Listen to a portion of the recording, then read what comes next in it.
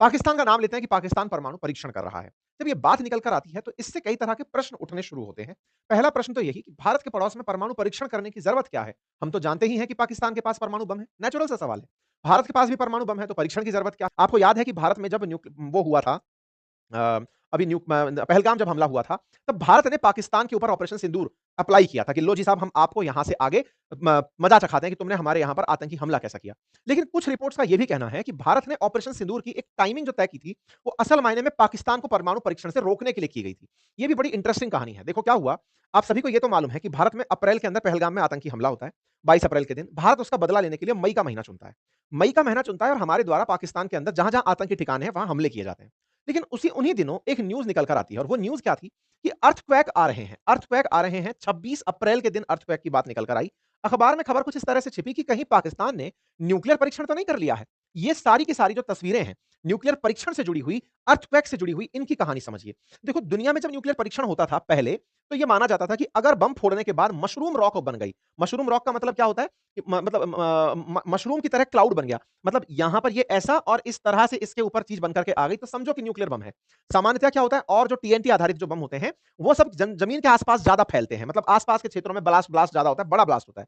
लेकिन nuclear bomb के बारे में कहा जाता है कि जहां फटता है वहां इतना असर नहीं करता, उसके बाद क्लाउड बड़ा बनाता है। ऐसे में आपको कुछ क्लाउड बताता हूं ऐतिहासिक रूप से देखिएगा।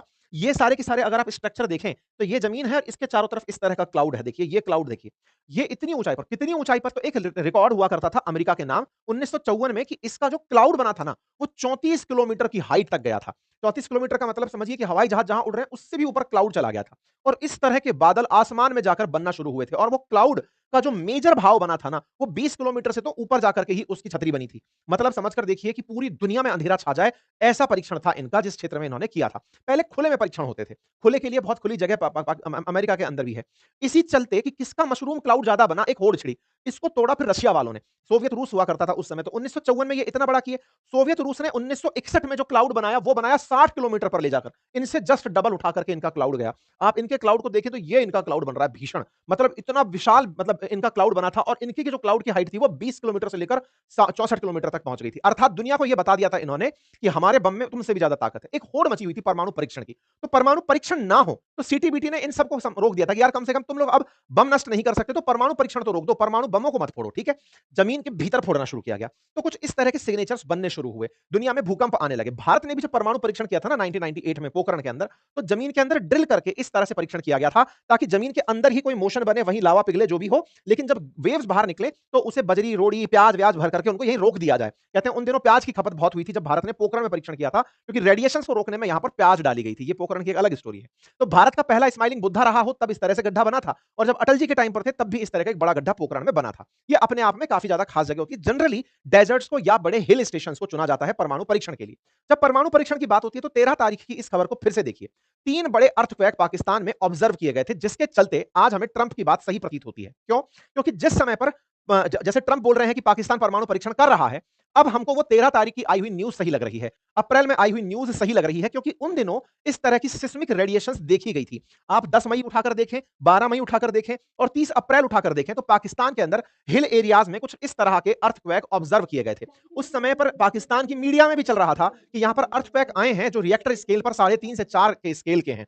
पाकिस्तान में बैठे हुए इस आदमी ने उन दिनों परमाणु परीक्षण किए थे। इस बात से कहानी और तारीख का एक संयोग बनता है। अगर आप ऑब्जर्व करें तो 10 तारीख के आसपास, जिस समय भारत ऑपरेशन सिंदूर चला रहा था, उस समय इनके परमाणु परीक्षण चल रहे थे। अर्थात कहीं ये तो नहीं कि ऑपरेशन सिंदूर में आतंकी ठिकानों को नष्ट करने के अलावा पाकिस्तान को परमाणु परीक्षण से रोकना भी भारत का एक बड़ा उद्देश्य हो, जिसके चलते जब नूर खान को हमने टारगेट किया तो पाकिस्तान और अमेरिका एक होकर खड़े हो गए थे।